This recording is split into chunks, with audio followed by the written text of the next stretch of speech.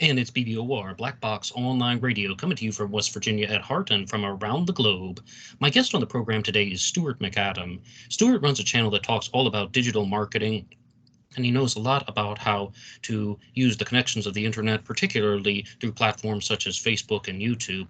But Stewart is a close follower of the Zodiac killer mystery, as well as the DB Cooper case. He regularly tunes into Zodiac Monday here on Black Box Online Radio, and I've been a guest on his channel talking about YouTube as well as talking about the Zodiac killer case. Stewart, how you doing?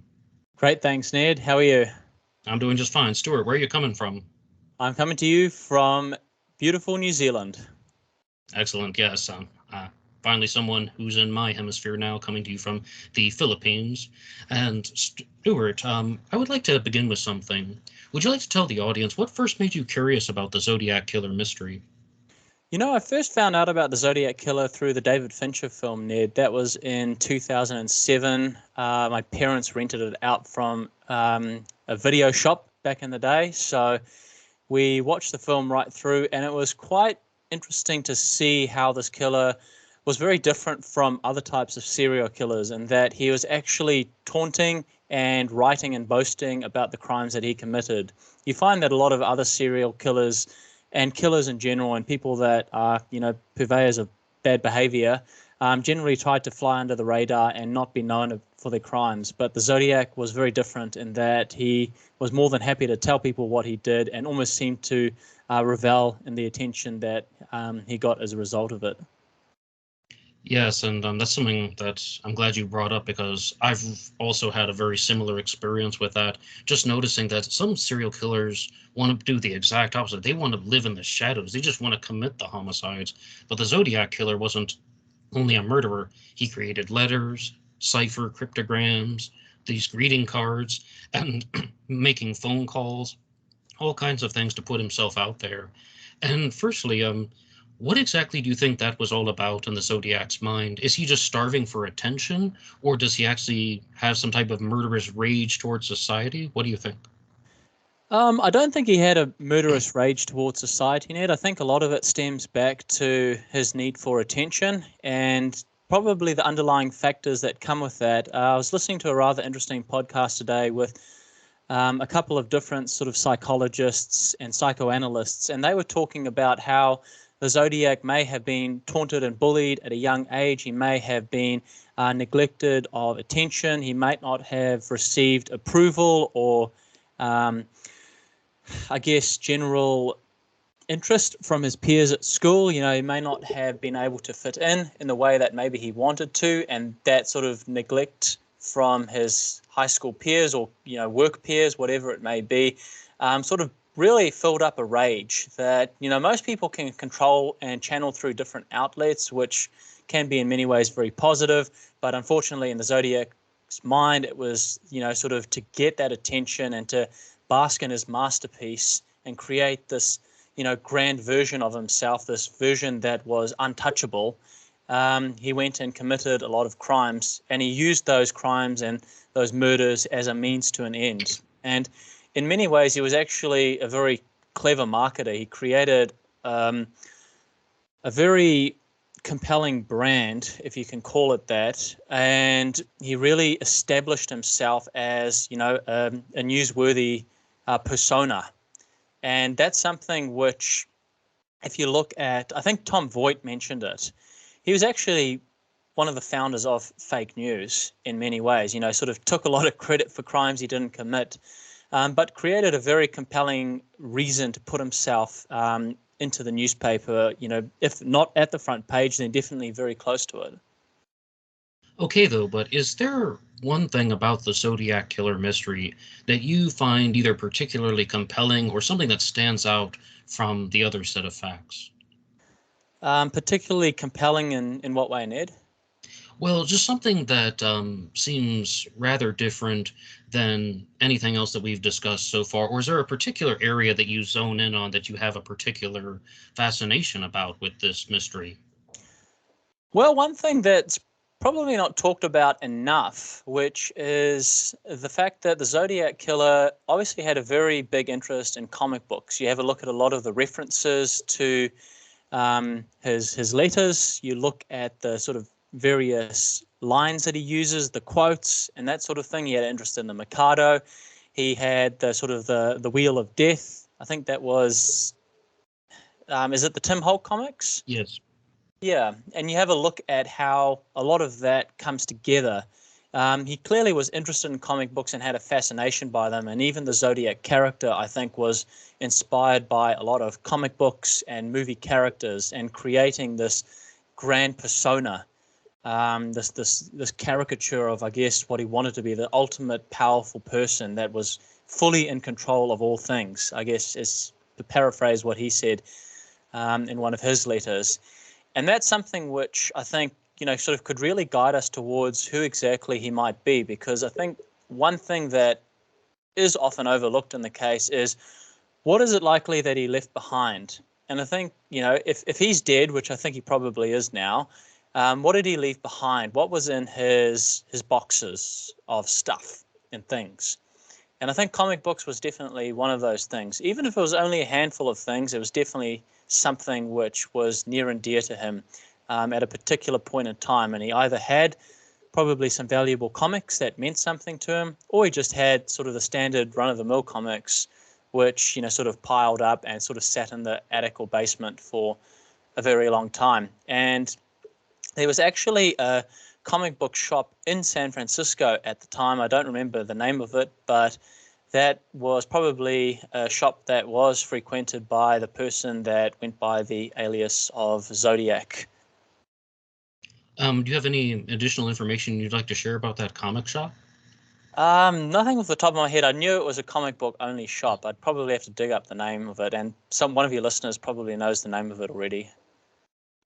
Okay, though, but have you looked into this to the point where you have specific set things where, in addition to Tim Holt, we've talked about him once, do you think that there are any other specific comic books or novels, or we can even get into the theatrical pieces that would have directly inspired the Zodiac persona? And feel free to speculate, feel free to take guesses. I know this is an unsolved case. We have some references like the Tim Holt comic book with the Wheel of Death, which is a little bit more obvious. I mean, most likely that is from Tim Holt. But do you have any idea about the specific influences on the Zodiac's persona? Oh, definitely Dr. Zodiac. Yeah, One of Charlie the Chan. characters.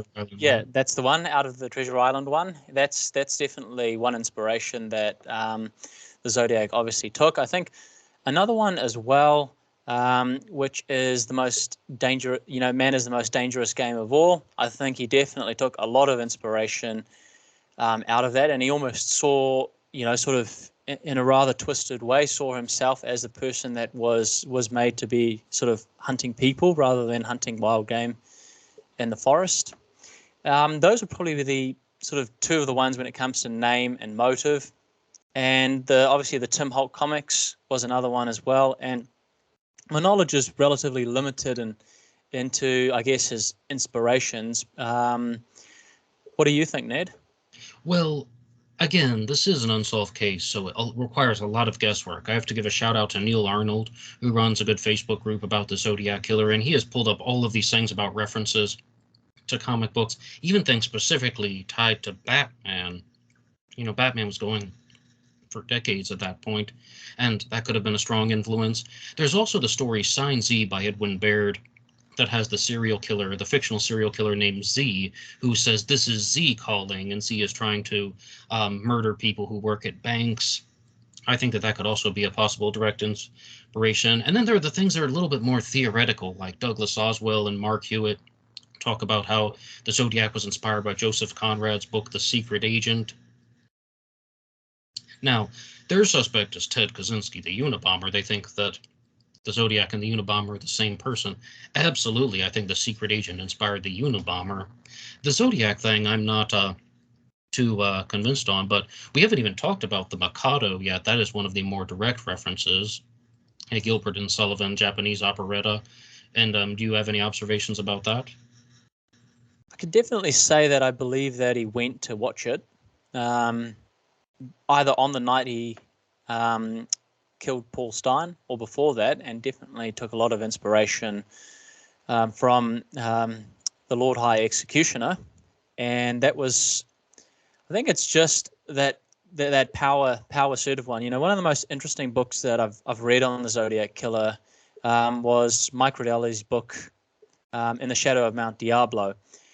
And even though I don't agree with his suspect Shel Cavalli, he definitely provides some very good insights into who exactly the Zodiac is when it comes to motive, like power assertive type of personality. And I think that definitely fits into it quite well, who exactly he was, because he looks at the Mikado and the Lord High Executioner and he thinks to himself, like, I wish I could be that person, and how am I going to go about creating that character and persona in my mind and in the minds of other people? Because at the end of the day, you look at a lot of serial killers, they're a lot more scary when you don't know who they are. When you know who they are, it's a lot easier to sort of wind back and look and say, okay, well, this person was just a sexually frustrated incel. He sat in his basement all weekend and read comic books and went to the movies and frequented these cafes and diners throughout San Francisco, versus the Zodiac Killer, who we don't know who he is. There's been plenty of suspects. Some are more convincing than others. I would probably say a person like Ted Kaczynski or Shel Cavalli are less convincing. Gary Post is completely unconvincing. But then you have people like Richard Gajkowski, who is a little bit more convincing because of some of the things that have been identified about his motifs and movements and activity, and also the fact that he lived relatively close to where a lot of this stuff happened. He was in the area a lot of the time, so that's sort of a bit more convincing. But I kind of guess we went off on a bit of a tangent there, didn't we? Well, yes, though, but I would even like to take the conversation in a different direction, because you run a channel that talks a lot about digital marketing and you understand a lot about internet advertising. Now, with the Zodiac Killer mystery, we have an enormous amount of discussions on the internet. And of course, we have ZodiacKiller.com, which came out in 1998, run by Tom Voigt. And then there are other Zodiac websites where people can follow this: ZodiacKillerFacts.com, ZodiacKiller.net. I talk about ZodiacKillerBomb.com rather frequently on the channel now. And then those sites share lots of information, and then they have the discussion threads. But then once you get to Reddit, things get a whole lot nastier, and people are just going back and forth in the comments section, insulting each other. And the real question that I have for you is, do you think that the internet has helped people help people get closer to a solution in the Zodiac Killer mystery, or does it hurt the case because it's confusing people and spreading all this type of misinformation? What do you think? Oh, undoubtedly it's helped. It certainly allowed people to share and discuss ideas, and I think it's just the rules of debate when you're talking about Reddit. If you don't want to face some heat and criticism for the views that you have about the case, then don't join. But if you are going to join, just be prepared to have good reasons for why you believe in something in particular, whether it's motive, whether it's personality, whether it's the reason why he dressed up in an executioner's hood at Lake Berryessa, or where exactly he went after the Presidio Heights murder, and whether or not he talked to Falcon Zelms. And I think a lot of people are able to share ideas, and it sort of does get you a little bit closer to the ultimate, reasons and motives. I mean, one of the great things that came out of Soren, is it Soren Korsgaard?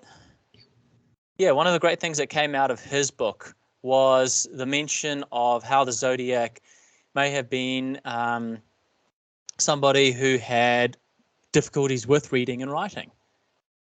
And, it's a small idea, and it's something that's not often talked about, but it's definitely something which can be debated and discussed, and it may create a more clearer personality profile as to who the Zodiac Killer was. But then we have a look at the intelligence side, where he uses semicolons and, sort of subjects and verbs and all of that stuff perfectly in other instances.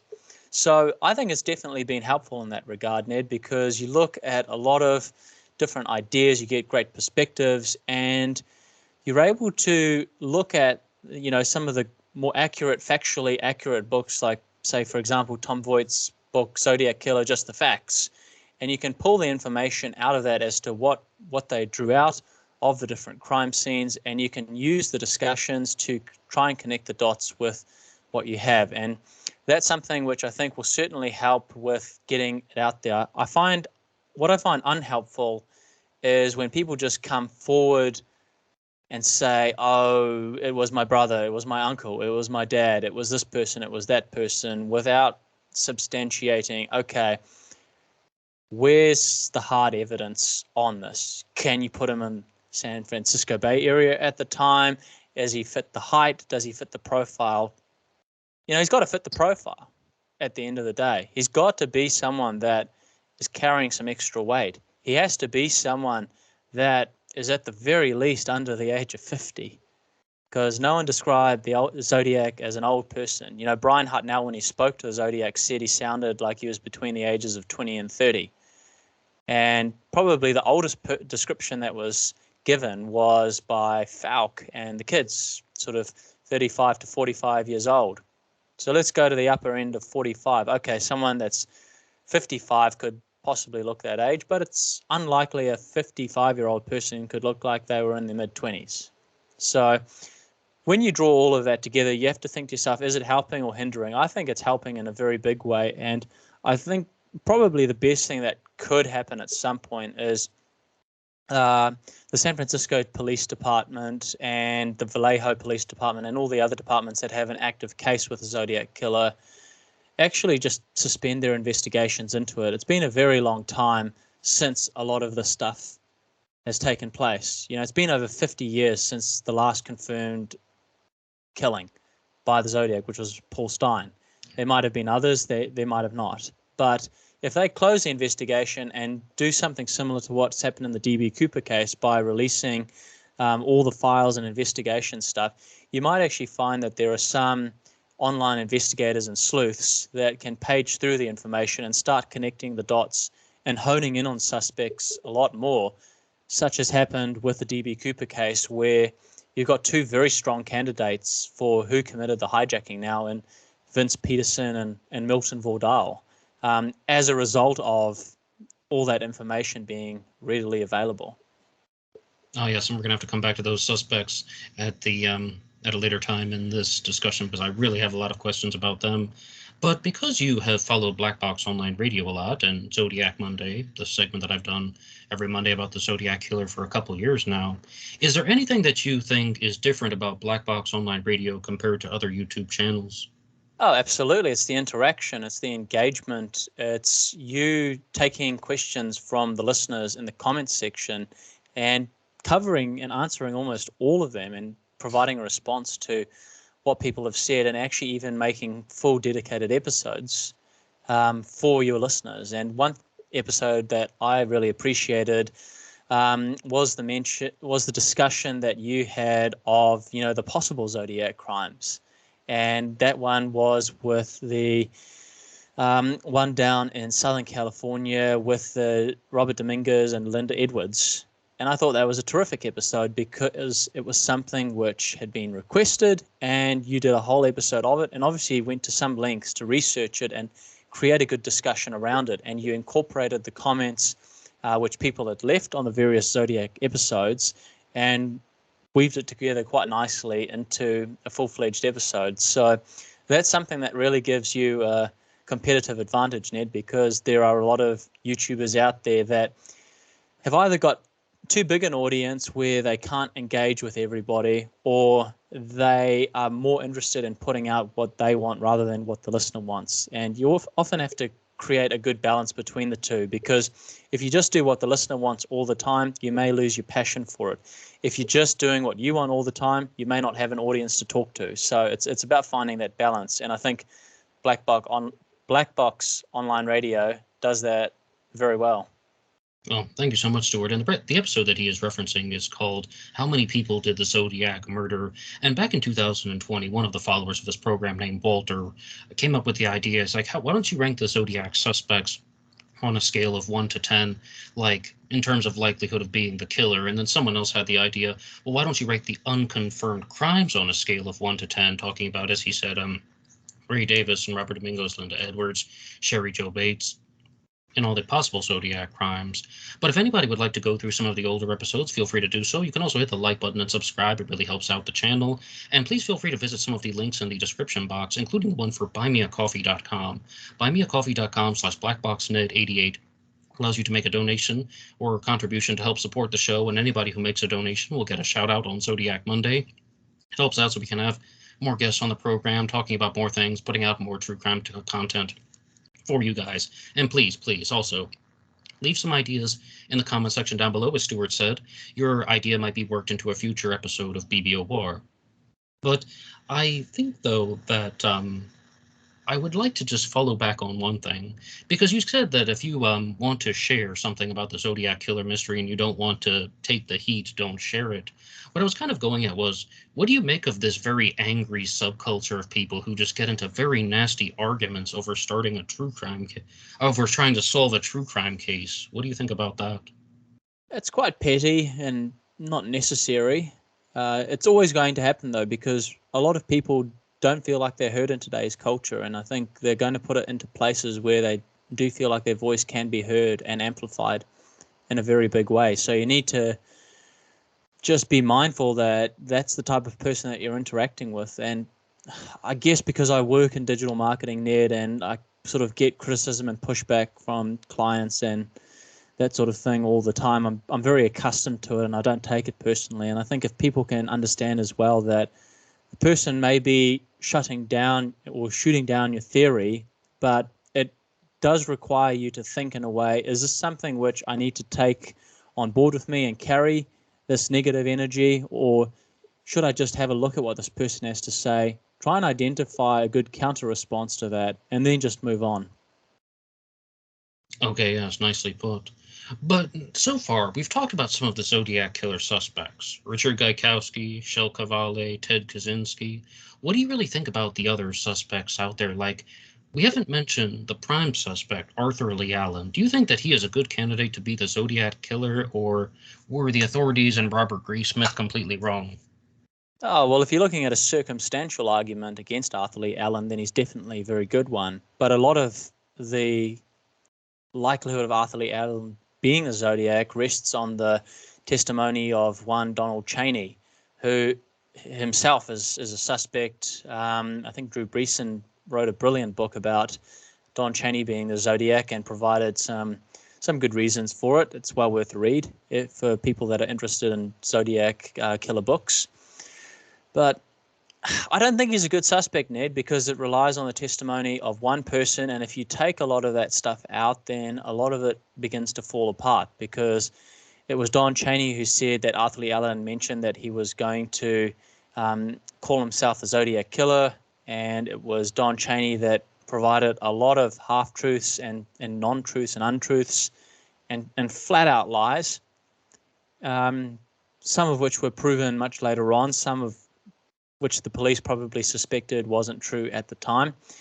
And he's just too heavy as well. I think Falk said that, sort of he was, I think he mentioned by about 100 pounds, which is quite substantial. But I mean, even if you're half wrong on that, he still said that Arthur Lee Allen was too big to be the suspect. And, Mike Mageau pointed him out and said, yes, that's the person who shot me many years later. But unfortunately, in Michael Mageau's case, he said that the person had a description that was very different to what Arthur Lee Allen had at the time as well. So unless Arthur Lee Allen was wearing a wig, which was very unlikely, because I don't think the Zodiac Killer went to great lengths to disguise himself a lot of the time without, and he didn't have a mask on. There's actually not much that remains. He had a Zodiac watch. Okay, so what? Just because you have a Zodiac watch doesn't mean you are an evil, wicked person. And I think that argument also carries over into the one about Shel Cavale as well, because he wrote on used monarch-sized paper. Mike Rodelli makes the argument that sort of, is a damning thing against him, which I don't think is the case at all. Very often you can find some serial killers can actually be quite clever and using tactics and measures and adopting certain behaviors that are completely contrary to who they actually are. So, you look at the other things about Arthur Lee Allen as well. I mean, he had gout, which is something which, caused him to, sort of wear tennis shoes a lot of the time. That's something which is not often talked about. So walking down to Brian Hartnell and Cecilia Shepherd in 10.5 wing walkers would be incredibly uncomfortable, and that poor guy would probably barely be able to move if he'd gone up and down the lakeside and walked back to his car afterwards, which I believe he did, walking past Dr. Rayfield's son in wing walker shoes. I think the gout would be quite excruciating by that point. Okay, though, I have a very long-winded response that I Sure. want to give to that, and that is that you brought up something that does not get mentioned enough, and that is that Arthur Lee Allen is the prime suspect even to this day, but he does not really match the physical descriptions. What you said about Mike Michaud saying that Arthur Lee Allen was the man who shot him on July 4th of 1969, but he also gave the description of a guy who was 5 feet 8 inches tall. Arthur Lee Allen was 6 feet tall. He said that the guy had reddish brown curls in his hair. Arthur Lee Allen was balding at the time. I mean, didn't have reddish brown curls in his hair. That's one of the reasons why some members of law enforcement didn't even want to take the guy seriously, meaning Lee Allen. They're like, well, he's practically bald. He doesn't have any of the, you know, he doesn't have any type of hair at all on the top of his head. And then you also just have about how he didn't even get a solid look at the perpetrator's face. The only thing he could say was his face was really big. Okay, sure about Lee Allen, but he wasn't able to make out discernible facial features. Then years later, he says it's Lee Allen. That brings us to the next point, because you brought up Donald Lee Cheney, who is the suspect of Drew Beeson's book, citing it on the Zodiac Killer, which you just mentioned. And all of these things about the case pointing to Lee Allen, could those have been things that were planted by Don Cheney? Was Don Cheney the Zodiac, and did he just create a type of manipulative web to make Arthur Lee Allen into the perfect patsy? What do you think about Don Cheney as a Zodiac killer suspect? Well, Don Cheney is somebody that definitely enjoys the attention, like the Zodiac Killer did. He's somebody who inserted himself into the case, which killers tend to do, and people that are shady. He is somebody who fits the physical description. He's someone who has the intelligence to match the Zodiac Killer. He worked as, I believe, as a pipe stress analyst, if I'm correct. Yes. And he definitely had a lot of things that are quite damning about him. I think probably one of the hardest arguments you could give against Don Cheney is I don't believe he was in the Bay Area. He was living in the Bay Area at the time. And Drew gives the argument that, of course, he could have just gone up, which is perfectly plausible theory. But I think it's more likely that Don Cheney was the Zodiac Killer than the prime suspect Arthur Lee Allen was a Zodiac Killer. But that's not to say I believe Don Cheney is. I would probably give him a 5 or a 6 out of 10 chance of him being the Zodiac Killer, whereas an Arthur Lee Allen would probably be closer towards a 2 or a 3. Well, yes, but Drew has also talked to an individual, I believe it's Dr. Michael Sudduth, who did some calculations based on the dates of Zodiac mailings, and Don Cheney is in the Bay Area for the Lake Herman Road murders, and he leaves the Bay Area. And for the mailings of the Zodiac letters, he would have only had to have come to the Bay Area 6 times from 1969 to 1971. And it's also possible that Arthur Lee Allen mailed the 1971 Pleasanton letter in Drew's theory, but I don't mean to speak on his behalf because I'm much more curious about what you think. In regards to these suspects like Lee Allen, you said he's a 2 out of 10. Don Cheney, 5, 6 out of 10.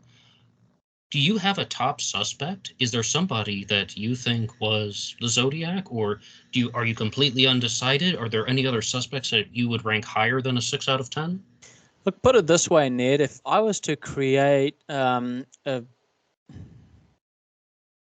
image of who I see the Zodiac Killer being, I think you would have to combine a couple of different prime suspects, circumstantial evidence pieces against them. You would have to combine Don Cheney, Richard Kwiatkowski, Shel Cavalli, Rick Marshall, and Arthur Lee Allen.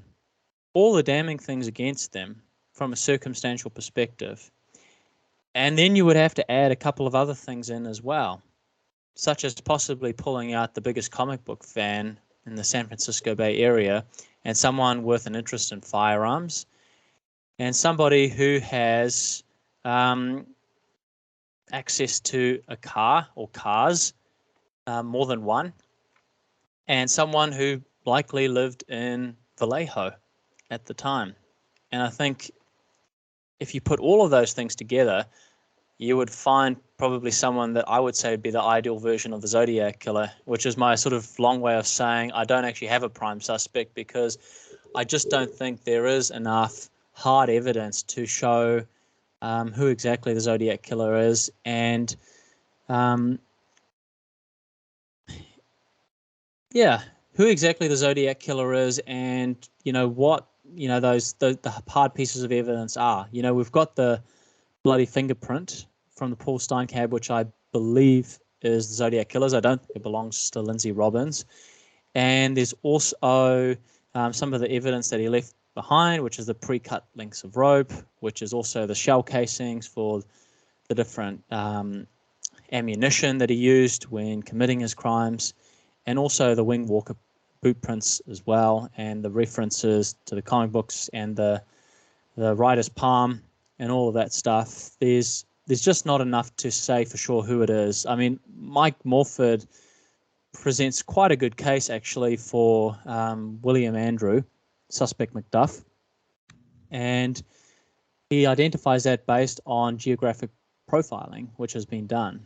And I think that's actually the right road to go down. Geographic profiling probably provides a very good indication as to who he is, because if you have a look at a lot of serial killer cases, it's very, very uncommon for someone to go hundreds and hundreds and hundreds of miles away to go and commit the crime in an area that they're completely unfamiliar with.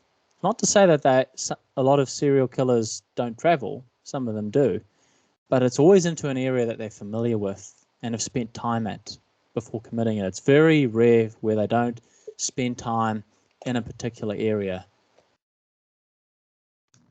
Okay, though, but you brought up the Zodiac killer suspect McDuff, who is Morph's suspect, and it sounds like he would be somebody that's more in line with your profile of the Zodiac, which you've discussed, living in Vallejo, someone who was socially withdrawn. Now, I don't know if McDuff had any type of comic book collection or not. That I'm not sure of, but he didn't really have a dating life until he was out of college, really out of the 1960s, if I can be very blunt. And do you think that, what kind of suspect rating would you give to McDuff? Oh, McDuff is a hard one, Ned, because there's been pieces of evidence that have, sort of worked against him. I can't remember all of them off the top of my head. You probably have a few pieces that come to mind when thinking about it.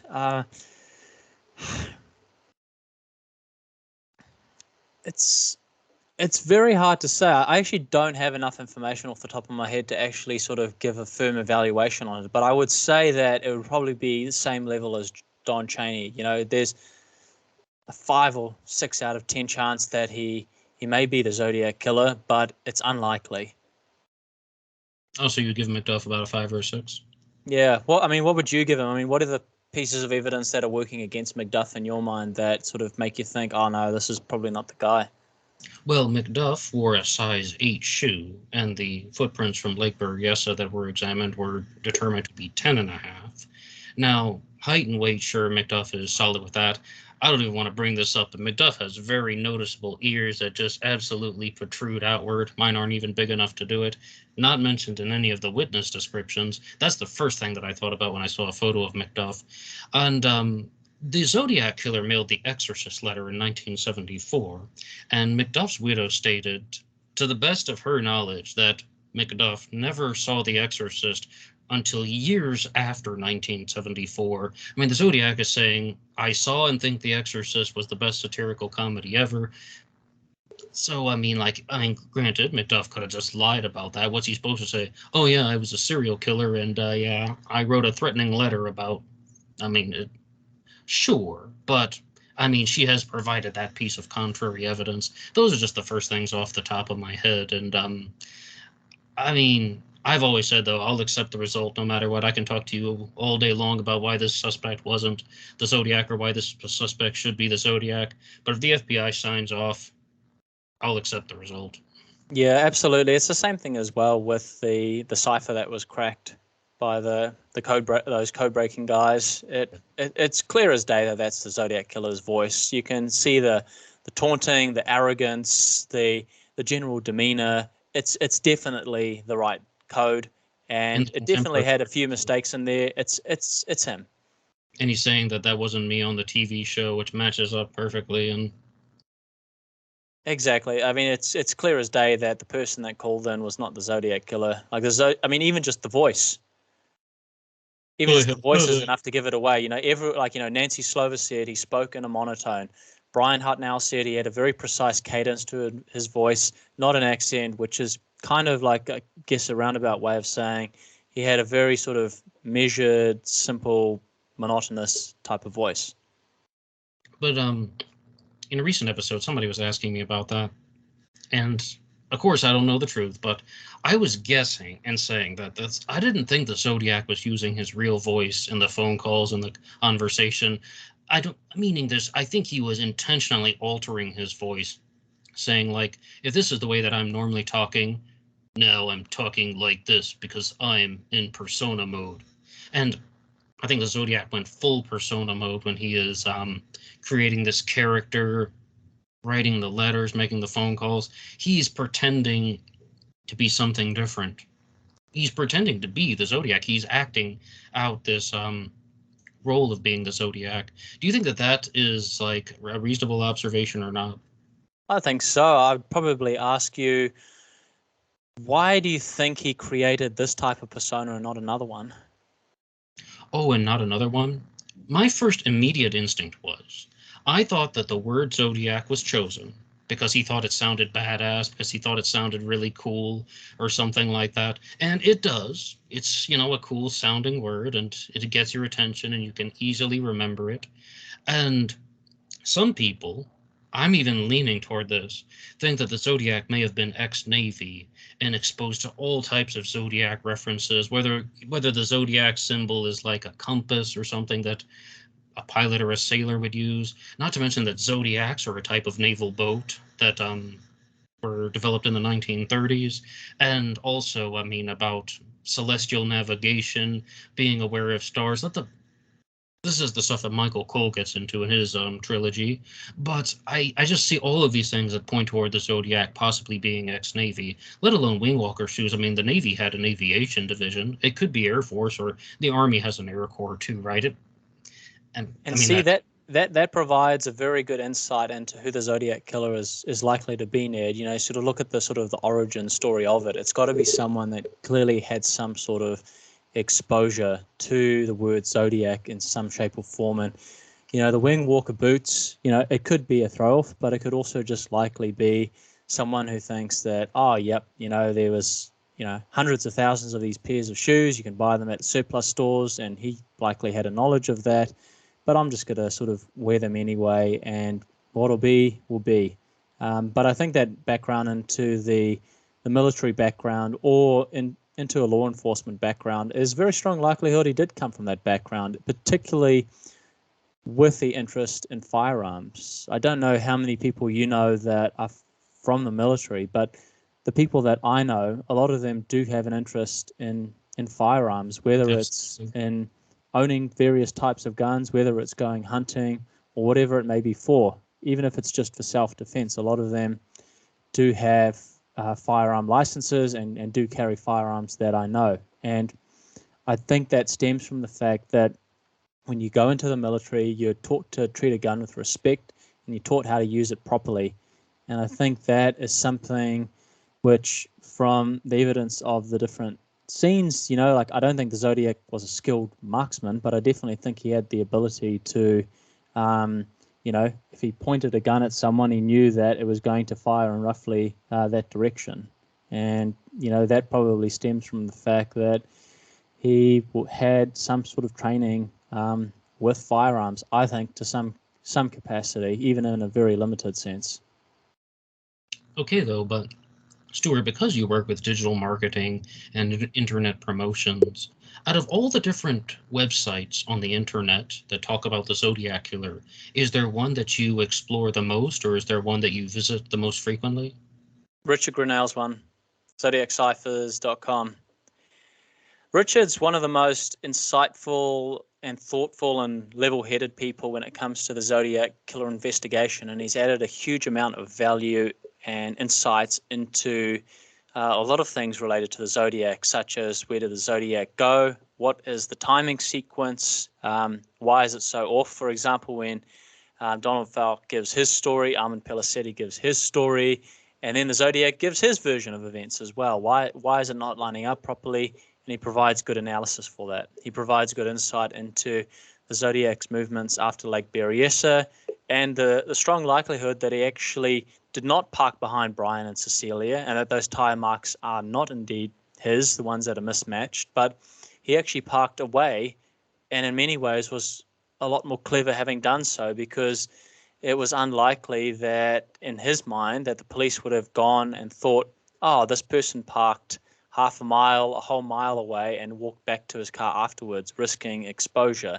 But if you look at the Zodiac Killer, he was very much a risk taker. And I think Richard Grinnell, out of all the Zodiac investigators, provides a very good insight and look into the sort of the nature of the Zodiac Killer, not just with his movements, but also with the letters that he wrote, the origins of some things. I think he actually even came up with the "My Name Is" solution, being want to make a guess, which is quite a taunting way to, give your identity away, but not give it away at all. And I think Rich's, the interview that you did with him on a Zodiac Killer interview with the experts was one of the most fascinating exposés of Zodiac Killer knowledge that I think I've ever heard in my life. Wow, it's really interesting you say that because I use ZodiacCiphers.com all the time, but for somewhat of a different reason. Because I do Zodiac Monday and I talk about different stories that could possibly be Zodiac connected. It's like when someone asks me, what do I think about the Melina Rodriguez murders? And I'm like, well, I'm not exactly familiar with that. Just get on Google. Oh, Richard has an article about that. When I was first reading a book on Michael Benson's The Age of Zodiac, and he's talking about the murder of Diane Jerish, I was like, well, let's see what other people think. Oh, Richard has an article on that. And, it's just everything comes very neatly to the top of the search engine about stories that could possibly be Zodiac related. But I would really like to know what you would think about some comments that Richard Grinnell made in the interview that I did with him for the Zodiac Killer channel. And he seems to believe, more so than anyone, that the Zodiac letters went on and on and on for decades past 1969, past 1971. Like not only the 78 letter, which has, a reasonable claim of being authentic, into the 1980s, the 86 letter, the 87 letter, maybe even up to 2001 with the 2001 card. Do you think that Richard is going down the right track with that, or do you have your own take on the subject? Well, he certainly is, Ned, and I actually agree with Richard in that I think that the last authentic communication was likely the Sacramento highway killings letter that was written, and that I could definitely say I'm pretty confident 9 out of 10 that was indeed a Zodiac Killer correspondence. Now, whether or not the Zodiac Killer actually committed the crime is a different story, but I do believe that was authentic correspondence, and I believe I deviate quite a bit with you in the last authentic correspondence, because I think you're still quite confident that it was the 1974 Exorcist letter, although I think you're open to the 1978 letter being authentic as well. I wouldn't say that I'm confident about that. That's just kind of like if I had to make a decision right now, I would. There also is the Count Marco letter in 1974, the one that says Red Phantom, Red with Rage. That could also very well be authentic. And but I would like to get back to what you said, though, because in 1986, we saw the murders of Koyan Seichao and Choi Fao Se Li, who were murdered as Stuart said, on the side of the Sacramento freeway. And somebody wrote a letter saying, I'll clue you in, it was by a freeway. The blue meanies almost caught me, something to that effect. It's been a while, so I'm paraphrasing. But do you think that the 1987 letter that came after that was the same person? Do you think that was also the Zodiac? Which letter was that? The one that talks about, I'm going to go around in my death machine? I don't know. I think Okay. it's unlikely, but to use the words of Mr. Mike Morford, it's possible. Sure, sure. And is there anything, though, that does stand out to you about the 1986 letter, why you would think that that one is authentic? Well, you look at the general tone and voice, the way it was written, the sentence structure, the taunting, and it can be copycatted, but I have a look at a lot of that net, and even just with the overall structure of it, it's sort of like a standard Zodiac style letter. And I think the fact that it gave the Zodiac a lot of pleasure to make himself feel superior to the cops, and the cops look stupid. I think that's definitely very much the persona of the Zodiac, and that sort of, to me, is a strong indicator that even if it wasn't him, it was certainly someone that drove past it or had some extra knowledge of it, that he could sort of put two and two together and create this fabricated story about it. Because you look at some instances where the Zodiac was caught lying red-handed, and rather than just saying, "Yeah, I was just pulling a goof here. I was just having a bit of a laugh in a very sick and twisted way," he just sort of digs himself further into a hole. Okay, though, about the tone and structure of Zodiac letters, I've even said that the 2001 card sounds like something that the Zodiac would say. I don't think it's authentic, but I mean, that's only my determination now because the final line is, You thought I was dead? No way. And the way that it's written, it's got like the tilting letters and everything. And do you have any observations about the 2001 card? Yeah, I think that it's probably not authentic, but then that also depends on what the police departments are holding back. Because if you look at some investigations that are marked as closed and solved, you'll see that a lot of the information that comes out later on, the investigation team was holding a lot of things back. And there may be many letters which have never been released to the public. And I'm sure Tom Voigt's seen some things in the investigation boxes that sort of blew his mind, that he wasn't allowed to talk about. And, give a quick shout out to Tom Voight. I think he's done a fantastic job bringing to light a lot of the information that, was closed before then, and exposing a lot of the pieces of fiction about the Zodiac killer case. But yeah, it's interesting. I think there's probably a lot more letters that haven't been released to the public, and if they're coming out with a relative frequency over a period of time, you may find that the 2001 letter may be a lot more authentic than we can sort of put in our minds now with the information available. It sort of alludes to the point I was talking about earlier on, Ned. I think probably the best thing that could happen is for the police departments to close their investigations. It's been such a long time. He's most likely dead, and even if he is alive, the chances of him being prosecuted and going to jail, I don't think he's a Joseph D'Angelo. I don't think he's got that physical stature, that mental sharpness to do what D'Angelo did. I mean, D'Angelo put on a fantastic show as being this weak, frail old man in court, where you look at the footage of him in his cell and stuff. He's sort of active and mobile. And the day before he Doing was arrested, push-ups. he was on his motorbike the week before he was arrested. I mean, it's a very different. Whereas in the Zodiac, walked with either a shuffling lope or a lumbering gait, as described by various people, and likely didn't live a very healthy lifestyle compared to D'Angelo, relatively speaking. So I think he's most likely dead.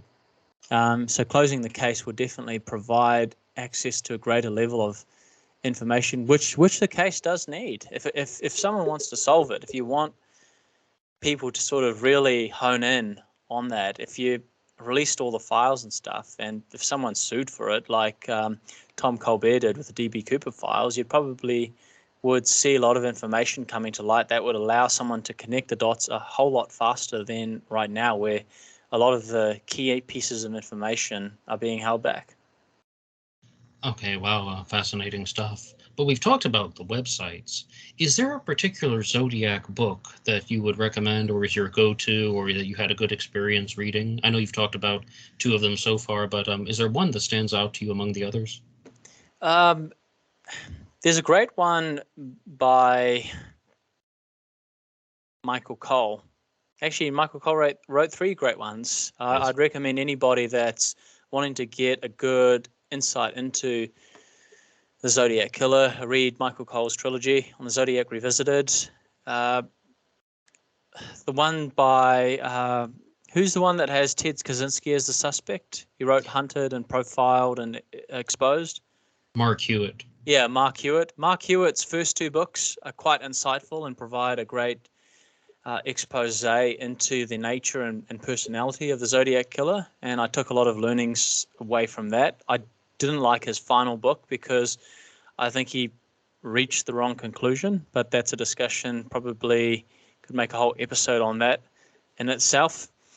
And then there's In the Shadow of Mount Diablo as well, and Drew Beeson's book about Don Chaney was also quite good too. And if you're wanting to just get a good cold hard look at just the facts of the case, then go and buy Tom Voigt's book, Zodiac Killer, Just the Facts, which is really just a compilation of the police reports and all of that stuff. Okay, wow, great, excellent. But we said that we would come back to DB Cooper right now, and I think that would be a good time to do so. And this is going to be one where I'm mostly just going to be kind of sitting back and listening, because I'm definitely not as up to date on DB Cooper as a lot of other people, but it seems like you have formulated a lot of very strong opinions about some of the DB Cooper suspects. Firstly, would you like to provide any type of introduction to people who might not be familiar with the DB Cooper case? Yeah, sure. So I'll borrow the introduction that Darren Schaefer uses on his podcast, The Cooper Vortex. The day before Thanksgiving in 1971, a man identifying himself as Dan Cooper bought a one-way ticket from Portland to Seattle. He hijacked the plane, claiming that he had a bomb, and demanded $200,000 and 4 parachutes. He jumped out of the plane somewhere over the Pacific Northwest, never to be seen or heard from again. The FBI claims to have investigated over 1,000 suspects, including dozens of deathbed confessions. And whilst the FBI is no longer looking for DB Cooper now, there is a group of people that are. And that's the overview of the DB Cooper sort of actions and events that happened. It happened over a 5-hour window the day before Thanksgiving. And there's a lot of people now that feel like they're getting pretty close to solving the case. So it's quite an interesting time to be looking into that case. Okay, and are you ready to just talk about the different DB Cooper suspects and all of the things about them? Yeah, sure. So there's a couple of different suspects that have come up over time. There's Richard McCoy, who was a Mormon. He was a U.S. Veteran, fought in the Vietnam War.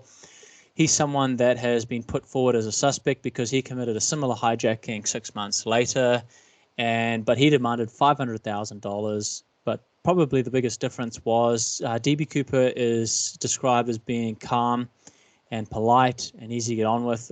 Richard McCoy was described as an absolute mess, very nervous, and he even left his note back in the terminal as well. So he made a lot more mistakes, but he did other things as well that were a lot better than DB Cooper. So he's one suspect that comes up. There's obviously Ted Braden, who is the favorite suspect of Drew Beeson. And Drew wrote a great book about Ted Braden called Paratrooper of Fortune. And obviously the great things that work in Ted Braden's case is that he was pretty much a badass. He did a lot of halo jumps, which is high altitude, low opening jumps. He was fighting in the Congo. He had a lot of powerful connections as well, and he found himself getting out of very sort of pickled spots because he had these powerful connections within the military, and he was very much, if you were to sort of create a personality profile of who DB Cooper was, Ted Braden would be it, because he had the skills and means and ability to jump out of a plane into the dark and survive. He had those skills. So those are two of the sort of suspects that are pushed really heavily. There's obviously ones like Walt Recker, who's somewhat, but the people that believe that Walt Recker was DB Cooper believe that he jumped out. I believe it was near Cleellen, which is way away from the drop zone, which most people agree on, both the FBI and sort of amateur sleuths as well. And then there are obviously the recent ones that have come up as well, which are Vince Peterson, which is the favorite suspect of Eric Eulis, who used to push Sheridan Peterson as a suspect, who is an interesting person, but unlikely to be DB Cooper. There was Kenny Christensen, who was a flight attendant, I believe. But again, Kenny didn't fit the profile of DB Cooper, I think, well enough. He had some overlying things, like some circumstantial things that came up that made him a good suspect. And then, of course, there is Milton Vordal, who is an expert in titanium and had a lot of patents and worked as a metallurgist and worked for companies that exposed to rare chemicals that were found on DB Cooper's tie. Because that's the big thing. That's the big piece of evidence that DB Cooper left behind. He asked for all of his notes back. He asked for his matchbox. He asked for basically anything that could incriminate him. He wanted them all back. And he was somebody, I think, that was very planned as well as he could, but made a lot of elementary mistakes as well. And we can obviously talk about those in the next period. But to sort of come back to Milton Vordal, he has a lot of things that go in favor of him. Probably the biggest one is that if you look at all of the composite sketches that have ever been done of DB Cooper, the Bing Crosby one, the second one, which was done in color, the Count Chocula one that Florence Schaffner, the stewardess that interacted with DB Cooper, did on Unsolved Mysteries in the late 1980s, did with a sketch artist. All of them look somewhat like Milton Vordal in some sort of way. Probably the biggest one is the protruding lip at the bottom, which Milton Vordal has. And the fact, too, that Milton Vordal had a grudge and he had experienced a layoff. And the layoff was done by someone called Don Cooper. So it might have even been a thing where, to sort of stick it to the man, he might have actually said Don Cooper rather than Dan Cooper, but I don't know that for sure. I'm just speculating. Okay, though, but I would really like to talk to you about the DB Cooper composite sketches, because somebody was like, hey, you got to see these images of this guy, Milton Vordal. And then I was like, all right, yeah, mostly I can see that, particularly on the brow ridge, the face shape, like the outer edge of the face, all of that seems to match up. But I've had Jeremy Berthium on the channel before, talking about his DB Cooper suspect, Kenny Christensen, whom you previously mentioned, who was a flight attendant for Northwest Orient. And one thing that I've noticed about Kenny Christensen is that he has somewhat of the same symmetrical nose shape about DB Cooper. I don't know what other people think. When I saw particularly one of the composite sketches of DB Cooper, I noticed that he had an extremely symmetrical nose, and it just was also very, very thin, very narrow. Kenny Christensen, I think, has a bigger nose than the composites, all of them. But other than Milton Vordal, is there a DB Cooper suspect that you think matches the sketches most closely, or is Vordal your guy for that? I would say Vordal matches the sketches the most. If I'm talking about personality, I would say Braden matches it the most, but then it's the difficulty of saying how did he get exposed to the rare particles on the tie, unless he picked the tie up from a thrift shop, which I think is unlikely because the tie had been out of circulation for quite a while. I think it was a 63 or 64 tie. So it's definitely challenging. But with Milton Vordal, is this what I was talking about with Ross from Planet X Filmworks? Vordal was 58 years old at the time of the skyjacking. Is that true? Yes, I believe so, but I think it comes down to how exactly you look, Ned, because if you look at that, the DB Cooper investigator, Eric Eulis, and Ryan Burns, who put Milton Vordal forward as a suspect with two other people, what he says, if you look at Eric Eulis, who's one of the investigators, he's sort of mid to late 50s, and he looks like he's in his 40s. He looks 10 to 12 years younger than what he actually is. So it's all about that perception. And I think a lot of people, when describing DB Cooper, like originally, you hear Bill Mitchell, who sat next to DB Cooper on the plane, who's just sort of sitting opposite him in the aisle, said, geeky old man. You look at people saying, like, looking at his hair, they said, like, his hair was a bit of a mess. It looked, very, very jet black. You look at the initial estimate of his age, and on the note in the write-up, I think Florence Schaffner said 50. So there's not too much to go once you sort of get to those initial descriptions. And to me, I don't know how you feel about this, Ned. It'd be interesting to know your thoughts. Someone's initial feeling about someone's age and height and all of that stuff, when they first bring it forward, is more likely to be accurate than when they're comparing it and refining their description and views on a situation months or weeks or years down the track.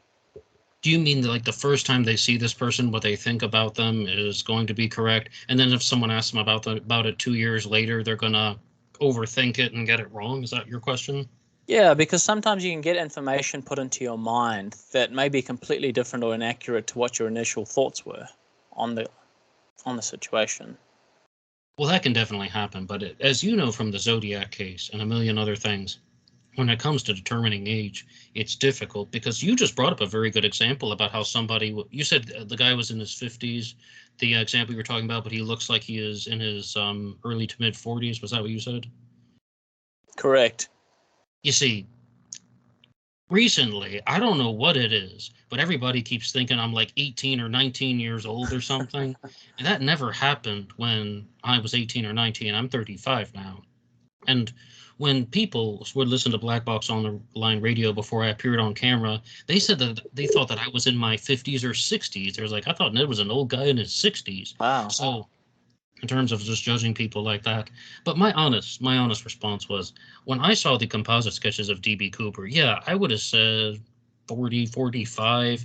And the reason I brought up Milton Vordal's age was he in shape to jump out of the plane, at 58 years old, wearing loafers, right? Not even boots, but like he just has his loafers on, into the dark, into cloud cover, and he would have gone through rain, right, when he was jumping through those clouds. Is that correct? Do you Yeah, think he it's would very, have been in shape for that? absolutely. Yeah, I think he was in shape. I mean, one of the things that you obviously have to look at with the DB Cooper uh, personality profile and also just the appearance as well is that person described as sort of like, sort of normal, like, well, that's just quite a subjective term, but sort of like a healthy weight, or is he sort of like described as slender?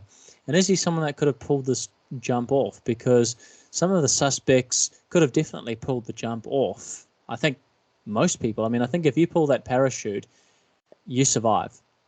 And I think Milton Vordal had a motive. He'd lost his job.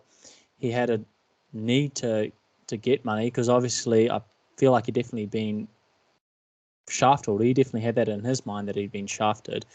And he definitely would have known that parachuting like that, you'd need to have a good physical appearance. And I believed he played golf. He was very active, did fishing and all of that sort of stuff right throughout his life. So definitely someone that could have pulled off the caper. And you'd have to be, because the landings in those parachutes, the NB6 that he took, is definitely a very hard landing. So you'd only have to hope that you're landing in field and not in freezing cold water or into the dense forest. But you look at the drop zone, likely drop zone, I think he probably landed further south of what a lot of people suspect he did.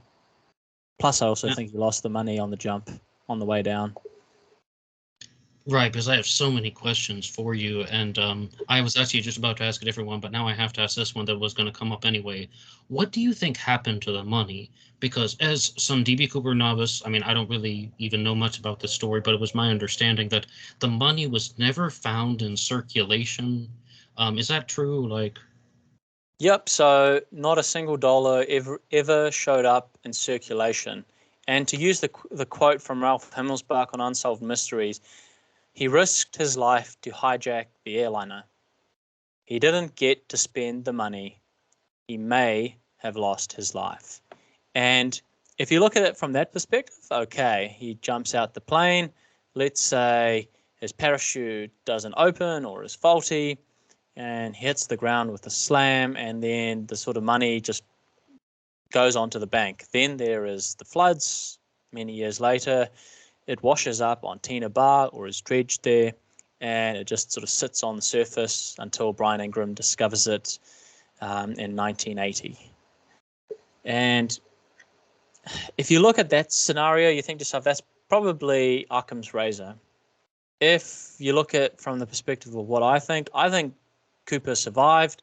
I think he probably opened the parachute almost immediately after jumping off the plane, but I think he lost the money. You know, there was a similar hijacker, I think it might have been Martin McNally, who lost the money when he jumped. It might have been someone else, and people are welcome to correct me. It's better to have a factually correct statement. He jumped out the plane, lost the money. You know, Cooper was jumping out at 200 miles an hour. He had the money, looked like it was attached around his waist. That's what Tina Mucklow said, what she saw. So unless that money was like literally wound around his body with, you know, rope and stuff, which is very unlikely because it would have made the landing down to the bottom a lot harder, it's very likely that money snapped away and just flew somewhere, just landed on the side. And then when the floods came in, it just sort of washed into the river in the springtime and then found its way to Tina Bar. How exactly it got there, sort of in the route that it took, I have no idea. No one really does. You know, there's been a lot of research done into it, but there's been no conclusive explanation yet as to how it got there. Some people believe it was found by someone and buried there. Other people believe it washed up. There's a lot of interesting theories there, but there's no doubt that Cooper hijacked the plane for the money as one of the prime reasons.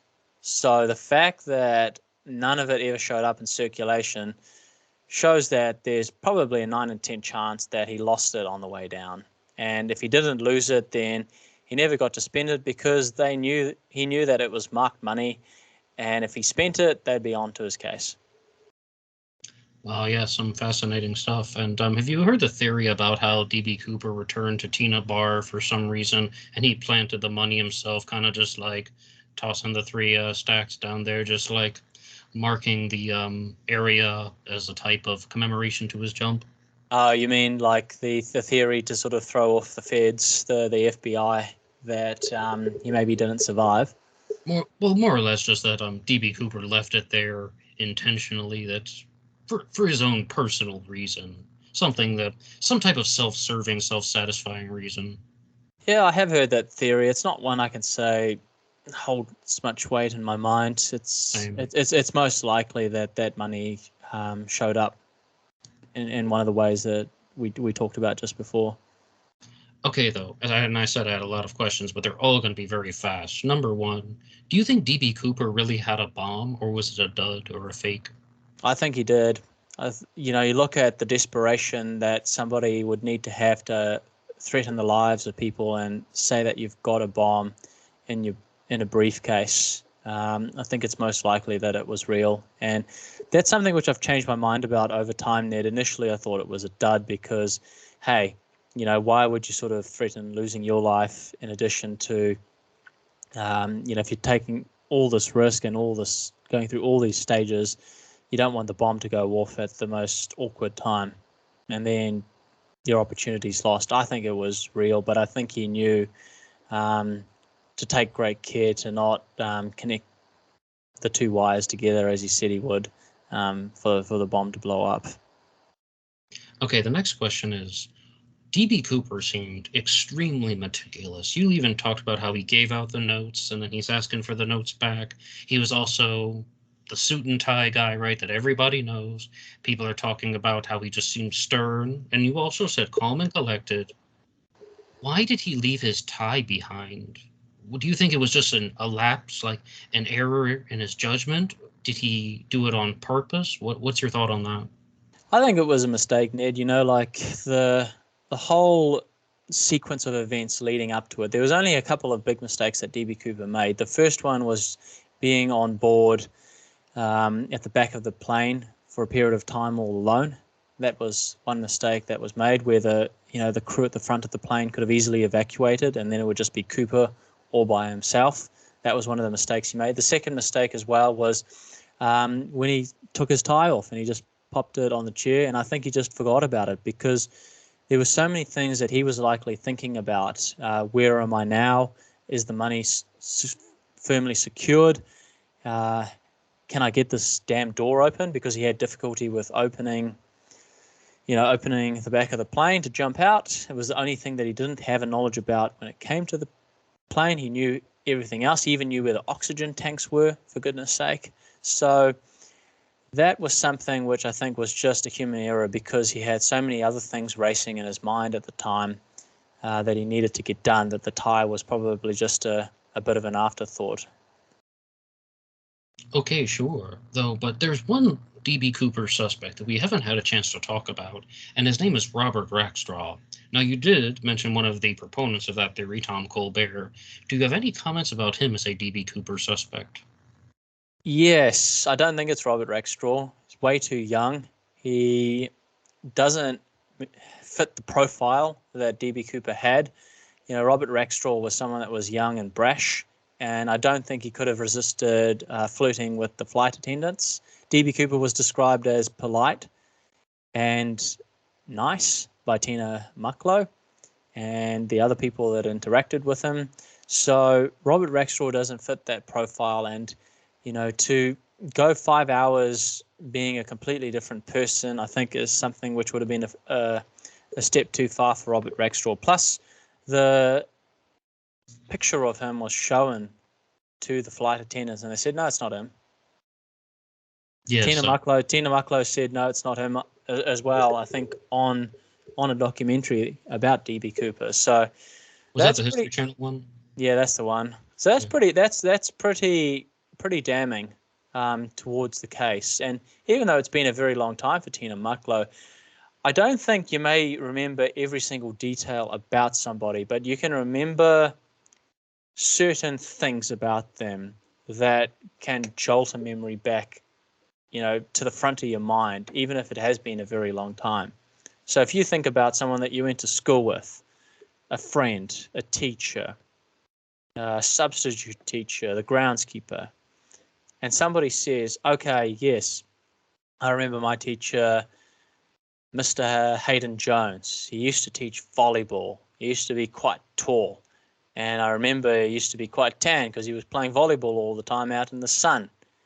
And I remember he had these teeth that were super white because he used an electric toothbrush all the time. And I can sort of immediately begin to picture certain things about him that I just remember. And if I looked at a photo of him, it would probably line up with a few of those things. So for Tina Mucklow, it was likely the same thing as well. She took one look at Robert Rackstraw and thought, no, that's not him. Probably most likely because he was just too young. He was in his 20s, right? Exactly. And I don't think his hair would have been a mess at that time. A lot of people, you look at the DB Cooper files that the FBI has been releasing, the descriptions about his hair being marcelled or just looking like a mess, looked like it's dyed or something like that. And this perception of him being this geeky old man, why would Bill Mitchell say Robert Rackstraw was a geeky old man? I think he'd probably say this guy looked my age, and I'd probably still be able to take him out. Okay, though, about the case breakers, some people believe that they are just absolute frauds for pushing a DB Cooper suspect with not a lot of credibility, for pushing a Zodiac killer suspect, Gary Francis Post, and not a lot of credibility. Do you think the case breakers are frauds? Are they mistaken? Or are there people who work with them, like the previously mentioned Tom Colbert, who just does things that are kind of dumb? I mean, like, what do you think about them? I think they're well intentioned, Ned. They're certainly trying their best to bring new information forward with regards to suspects. I don't think they're bringing too much original information when it comes to personality profile or with, sort of physical hard evidence. Like we didn't see like a letter written by Gary Francis Post, for example, that looked just like the Zodiac's handwriting. We didn't see them bring, the suit that DB Cooper apparently wore on the day, or the rain jacket, or the parachute, or whatever it is, brought forward because Robert Rackstraw had access to it. I think they're well intentioned. They just have the wrong suspect at the end of the day.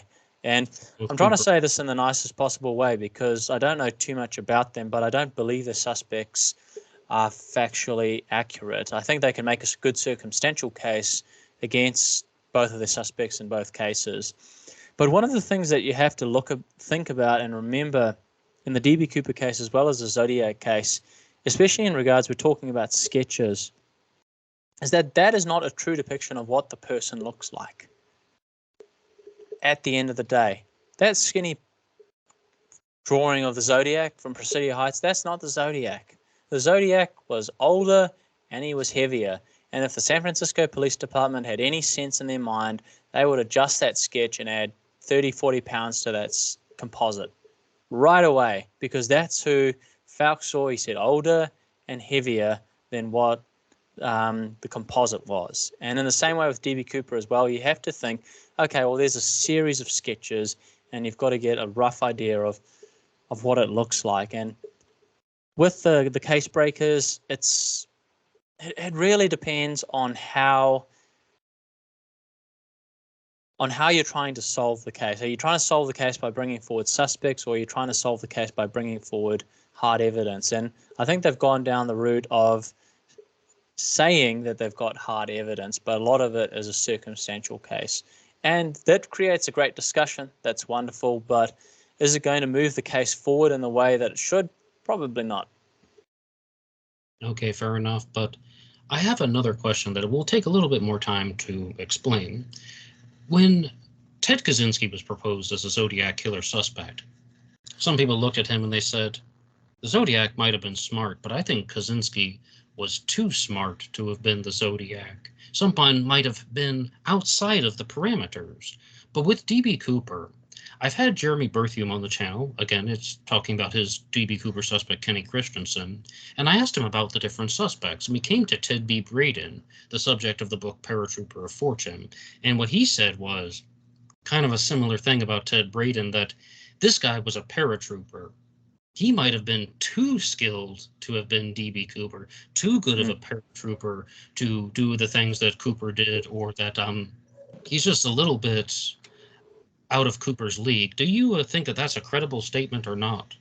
Oh, it's a tough one because there's actually very little information about him that's publicly available. And I mean, reading Drew Beeson's book, you wouldn't think that it's beyond the realms of possibility that Ted Braden could be DB Cooper. I think if you're looking at someone like Milton Vordal, if he had Ted Braden's level of, paratrooping experience, I would say, yep, hands down, it's too good to be true. This guy couldn't possibly be DB Cooper. It just fits too nicely. But I would probably disagree with that.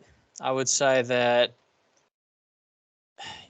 we can't actually put a definition on whether someone's too smart to pull something off, because even smart people make elementary mistakes at the best of times. And let's say Milton Vordal was DB Cooper. He made the mistake of being all alone at the back of the plane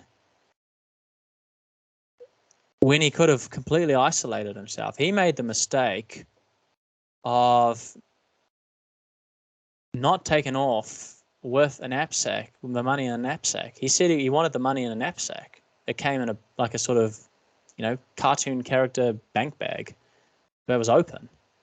He could have easily said, I want it in a knapsack, go and get it in a knapsack. We'll stay here all night if we have to. Sort of making those kinds of mistakes. And then there was the mistake as well of just jumping into, sort of a very, not a remote area, but just jumping into the dark. And with very non-friendly jumping gear, slip-on shoes and a raincoat and a suit at night. Maybe he had goggles and that canvas bag that people saw as well. Maybe he had a whole lot of other survival pieces as well in that bag, but we don't know. But to say that someone is too clever to be a suspect, I think is a little bit of a stretch. And that was just tying in to my final question about DB Cooper. Now, you're going to have to correct me if I get any of this wrong, but this is the stuff that the general public perhaps would expect about DB Cooper. Number one, as you said, he jumped out of the plane not wearing boots with loafers. Number two, no helmet or real gear. He's still wearing, his suit and you said a raincoat. Number three, jumped into cloud cover. Number four, jumped into the night, jumped into the rain. And the most important one of this part of this question, he had a parachute, which should not have been normally steered. Like some people think DB Cooper might not have been able to steer or maneuver his parachute. And a lot of people, particularly people who don't follow the case closely, but they believe that DB Cooper died during the jump. Now, you've talked about a lot of suspects who went on to live, so most likely I think you might be opposed to that theory. But what is your response to the people who think that DB Cooper died during the jump for all of the reasons that I just said? It's a plausible theory, Ned. It's definitely something which could have happened. A lot of the things were working against him. The things that you just mentioned, the plane going 200 miles an hour, it being a rainy night. I don't think there was a serious thunderstorm, which it's made out to be. I don't think he jumped out into complete wilderness, but he would have had a very hard landing. He would have definitely had some sort of minor injury, either like a twisted ankle or something like that when he landed, because the parachute that he used was known for a hard landing. But let's say that he just went into a spinning frenzy and he was an opal and he just lands in the ground. Something would have been found by now. They would have been able to see. Let's say he opened his parachute and it just, he hit the ground hard and he perished. That parachute would have been visible by now. They would have found the briefcase. They would have found something. He took a dummy parachute with him. I think he just chucked it out the plane, to be perfectly honest, just to sort of see, what trajectory it was likely to follow, is my opinion. But the whole thing of the no pull is a very valid theory, in which case someone needs to come forward with the argument of, okay, then who exactly was this person, and were they reported missing? Were they from the US or Canada? Were they in the missing persons database? Did anybody miss them on, from there on out, or never hear from, a long lost father or something like that ever again? And was it someone that possibly had been fired from their job, and who was that person? Do we have a list of those people? It was a lot easier to be anonymous back in those days. Yes. But that doesn't mean that people weren't reported missing. And DB Cooper, whoever he was, I think most likely would have had at least one person who asked the question of, hey, this person hasn't been home for weeks or months or years, or this person didn't show up to work, or this person just quit suddenly, and there's a sketch that looks just like him. And that's quite interesting. Who could it have possibly been? John Brown or Wayne Smith or someone like that? Could it really be that person? I haven't seen him in ages. He just disappeared into nowhere. So someone would have to bring forward a suspect that fits that theory, and they'd have to explain as well why nothing but the Tina Bar money was ever found afterwards. And it's the same, but you'd probably run into the same challenges that you would with the Zodiac case, and that it's been such a long time since this happened that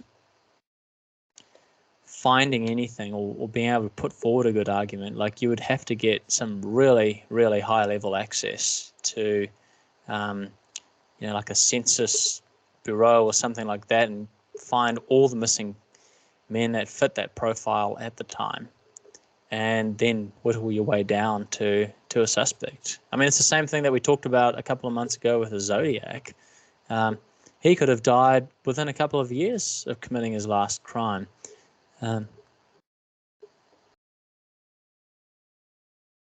And to the credit of Drew Beeson, author of Paratrooper of Fortune, his theory involving Ted Braden does account for a lot of the kind of public misconceptions about how could Cooper survive the jump.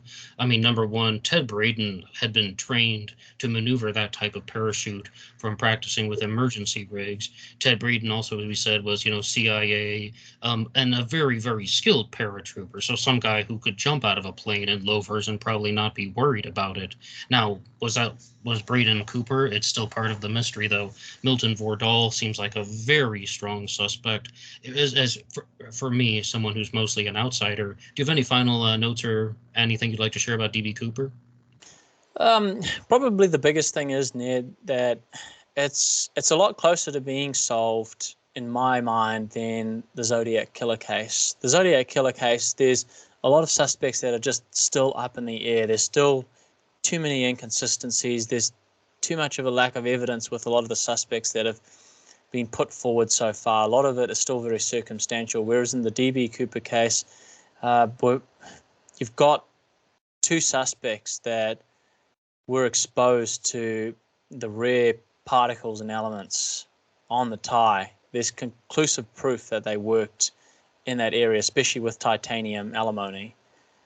And all they need to do now is try and map together, say, can we put Vince Peterson or Milton Vordahl in the area at the time? Can we put them at Portland the day before Thanksgiving in 1971? And if they can do that, and they can, say, get a DNA profile for DB Cooper somewhere, it's unlikely, but somewhere, they can get like a profile off the tie or something like that, then use that to sort of eliminate or not eliminate Vordahl and Peterson, then I think there's pretty good reason to close the case and say, yep, it was definitely Vordahl or Peterson. But if they can't do that, then look, it's going to be a case that will just remain unsolved. Okay, and are there any other true crime cases that you follow closely? No, these are the main two ones at the moment, Ned. There's a couple that you sort of talk about, like Jack the Ripper, and a couple of other cases that are quite interesting that pop up as recommended videos. But the Zodiac and DB Cooper cases are the main ones as far as I'm concerned. I would say that, when I asked you for some, sort of questions as to what you wanted to cover, what's one thing that I find sort of unique or not talked about enough in the Zodiac case, and that's the sketch from the creepy man at Lake Berryessa on the day.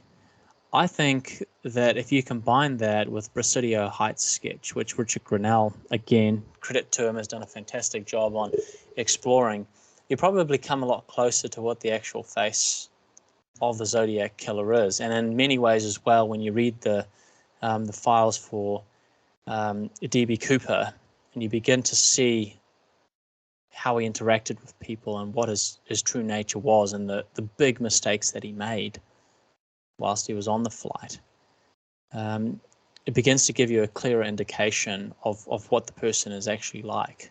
So that's something that's just sort of been sitting on my mind as sort of the research that I've been doing into this. But as far as sort of other true crime cases, I've got to be very careful with my time. I run a business in digital marketing with a specialization in paid advertising, so that chews up a lot of my time. And the true crime cases come in as and when time permits, mostly during exercise and driving. And of course, if I've got some admin work to do, I'll pop on an episode of Black Box Online Radio.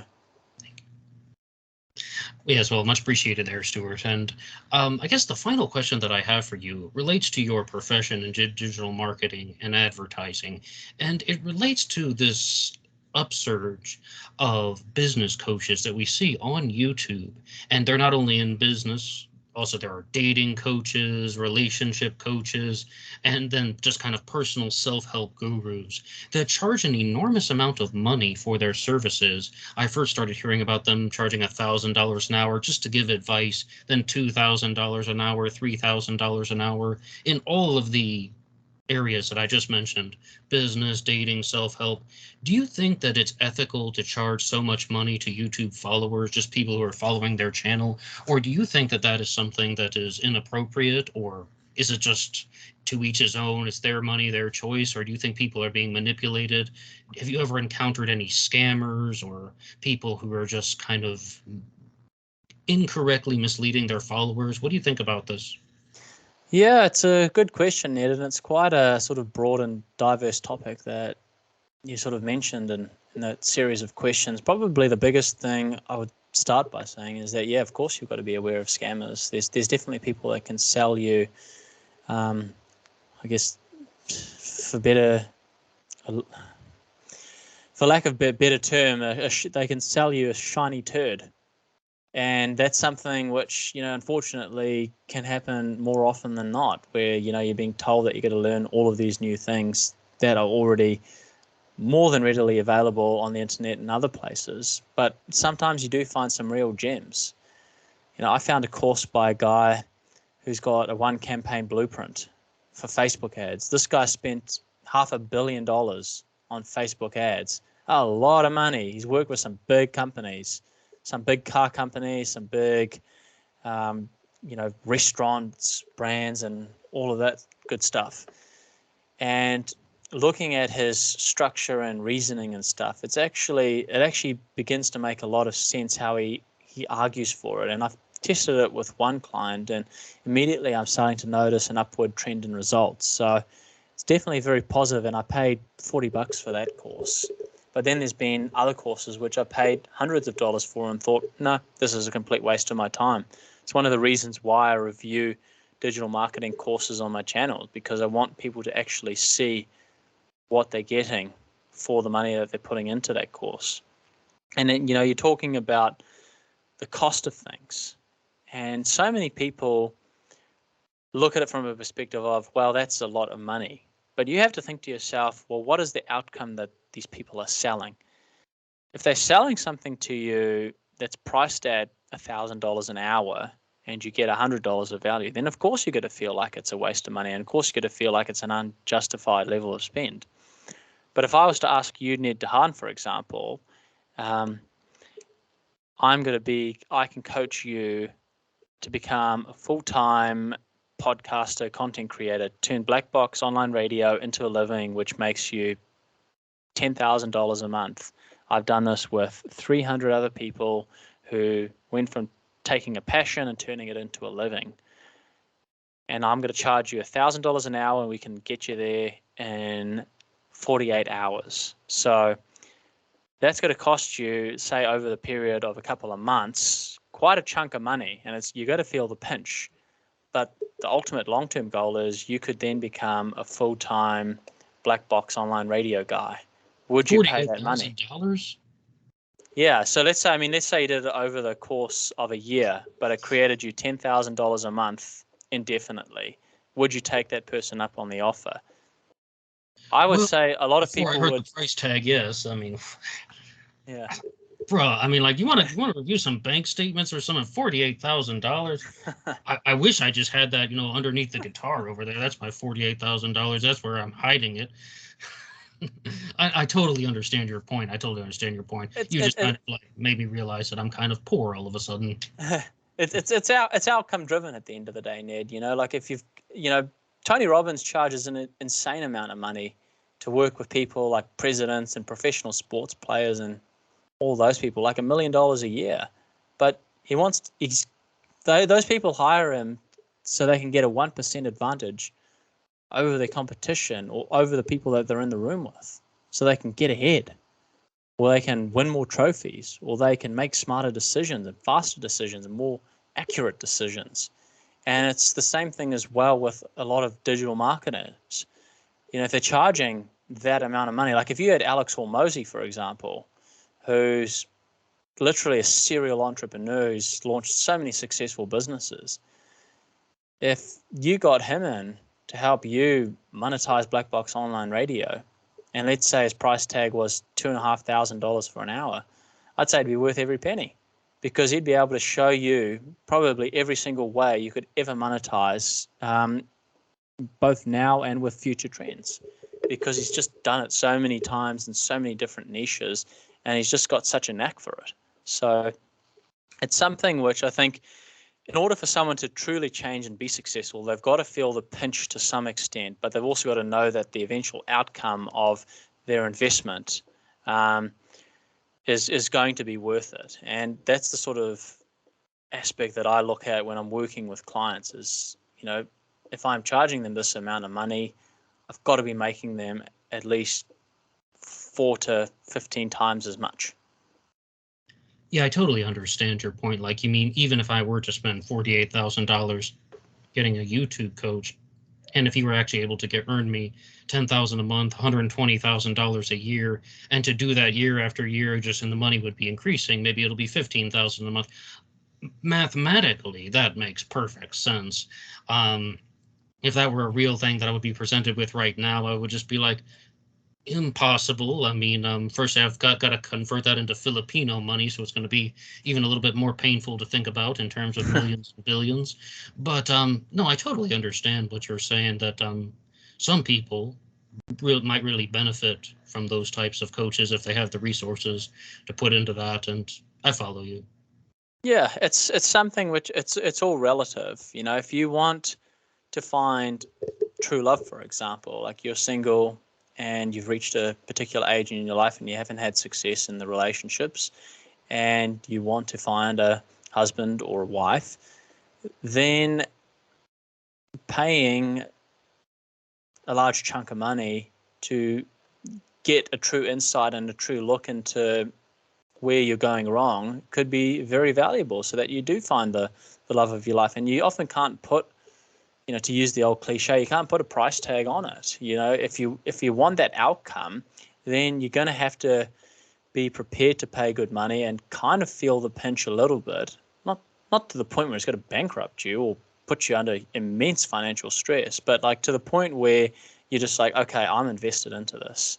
And I think that's why a lot of these coaches charge at the level that they do, because they want to work with people that, okay, I'm 100% in. I'm not one toe in the water, not 2 toes in the water. I'm 100% in. Let's go for this. And that's something which I think you always have to look at is, if the investment of a few $100 or a few $1,000 is worth it and you can get the outcome at the end of it, why wouldn't you go for it? Yes, if you get the outcome at the end of it, sure. But Stuart, in regards to digital marketing and any of these internet-style coaching platforms that we've been talking about, how can people find your stuff? And is there anything that you'd like to promote now? Is there anything that you're working on that you would like to share? Yeah, sure. I mean, you can always find me on YouTube, Stuart MacAdam, StuartMacAdam. I've got a channel that sort of covers all things related to paid advertising and digital marketing. I've also got a website called paidadvertisinghelp.com. No spaces or hyphens in between that, all just one word, paidadvertisinghelp.com. And if you want to reach out to me by email, you can always do so. It's just info@stuartmacadam.com. And I should also point out that there are 2 interview segments with me over there. Absolutely shameless plugs. One of them is talking about the foundations of Black Box Online Radio, and there's also a Zodiac killer interview that is done in the old-fashioned black box recording, Black Box Online Radio back in the day. And other than that, Stuart, thank you so much for your time. Pleasure.